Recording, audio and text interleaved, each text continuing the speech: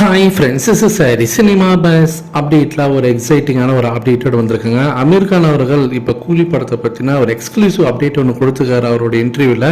அந்த வீடியோக்கான லிங்க்கை நம்மளுடைய டிஸ்கிரிப்ஷன் செக்ஷனில் தந்திருக்கா, மறக்காம போய் பாருங்கள். ஒரு சில ரஜினி சாரோட ஃபேன்ஸ்லாம் வந்து அமீர் கான் மேலே கோவமாக இருக்கிறாங்க. இவர் வந்து இந்த படத்தில் நடிக்கிறாரு, கேமியோ ரோல் பண்ணுறன்றதை ஓப்பனாகவே சொல்லிட்டாரு, அந்த சர்ப்ரைஸை உடச்சிட்டாரு, ரொம்ப கஷ்டமாக இருக்குது அப்படின்னு சொல்கிறீங்க.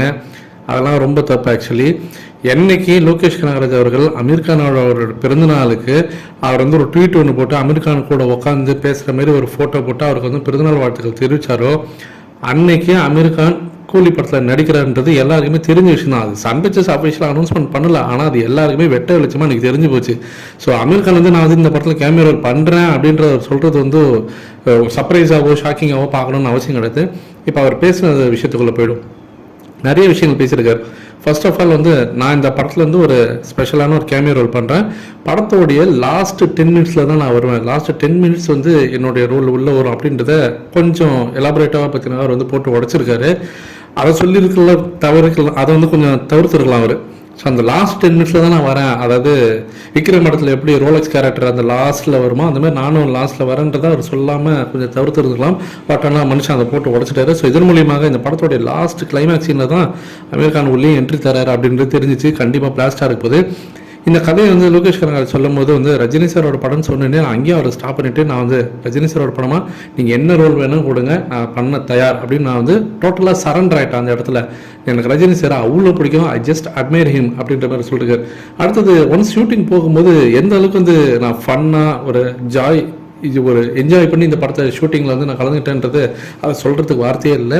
குறிப்பாக உபேந்திரா ஸ்ருதி கூடலாம் வந்து எனக்கு ஷார்ட் எடுக்கும் போதெல்லாம் ரொம்ப என்ஜாய் பண்ணி பண்ணேன் அப்படின்ற மாதிரி சொல்கிறது மூலியமாக இந்த படத்தில் அவருடைய காட்சிகள்லாம் வந்து ஸ்ருதிஹாசன் உபேந்திரா கூடயும் அவருக்கு வந்து சீன்ஸ் இருக்குன்றதை அவர் உறுதிப்படுத்திட்டார். அடுத்தது லோகேஷ் கனகராஜை பற்றி சொல்லணுனாக்கா ரொம்ப ரொம்ப ஒரு அற்புதமான ஒரு மனிதர். அவருக்கு என்ன வேணுன்றதை அவர் வந்து ஃபிக்ஸ் பண்ணிவிடுவார். ஸ்கிரிப்ட்லேருந்து மாறவே மாட்டார். அவருக்கு என்ன வேணுன்றது முன்னாடியே சொல்லிவிடுவார். நம்மகிட்ட அழகாக வந்து அதை வந்து நம்மகிட்ட வந்து டிரைவ் பண்ணிப்பார் ஒவ்வொரு விஷயத்தையும். அதுவும் குறிப்பாக அவர் டெக்னிக்கலி பார்த்தீங்கன்னா ரொம்ப ஸ்ட்ராங்கான ஒரு மனுஷன். ஏன்னா நம்ம நம்மளை சுற்றி ஒரு நிறைய கேமரா இருக்கும், டிஃப்ரெண்ட் ஆங்கிள் வந்து பார்த்தீங்கன்னா கேமரா வச்சு ஷூட் பண்ணுவார். அது எனக்கு ரொம்ப இம்ப்ரெசிவாக இருந்தது. அதே போல் இந்த மாதிரி கேரக்டர்ஸ்லாம் வந்து லைஃப்பில் எப்போயும் ஒரு தாட்டி தான் பண்ணுவேன். என்னோட படங்கள்லாம் முக்காசி பார்த்தீங்கன்னா லாங் பீரியடில் பண்ண படமாக இருக்கும், இல்லைன்னா டிஃப்ரெண்ட்டான அந்த கிளாசிக்கல் மூவி தான் நான் நிறைய பாருவேன்னு எல்லாருக்கும் தெரியும். ஆனால் இதெல்லாம் எனக்கே வந்து என்னோட அரியனா, அதாவது என்னோட சப்ஜெக்ட், என்னுடைய ஒரு அந்த ஒரு ஸ்கோப்லேருந்து தாண்டி இருக்கக்கூடிய சில கேரக்டர்ஸ் அப்படின்ற மாதிரி அவர் சொல்லியிருக்காரு. ஃபைனலாக பார்த்தீங்கன்னாக்கா லோகேஷோடைய அந்த வேர்ல்ட் ஆஃப் சினிமாவே வந்து தாறுமாறாக இருக்குது. அதை பற்றி நாங்கள் டிஸ்கஸ் பண்ணும்போது எனக்கு அவ்வளோ பிரமிப்பாக இருந்தது அப்படின்னு சொல்லியிருக்காரு. ஸோ கண்டிப்பாக இந்த படம் தாறுமாறாக இருக்குன்றது தான் எனக்கும் தோணுது. ஃபைனலாக ரஜினி சாரை பற்றி பேசும்போது மீண்டும் பார்த்தீங்கன்னாக்கா ரஜினி சார் என்றைக்குமே நேசிச்சுன்னு தான் இருப்பேன்.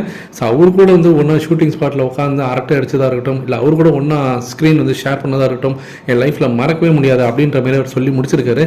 நீங்கள் எந்த அளவுக்கு இந்த படத்து மேலே எக்ஸ்பெக்டேஷனோட எதிர்பார்த்து காத்திருக்கீங்க அப்படின்றத கீழே சொல்லுங்கள் ஃப்ரெண்ட்ஸ்.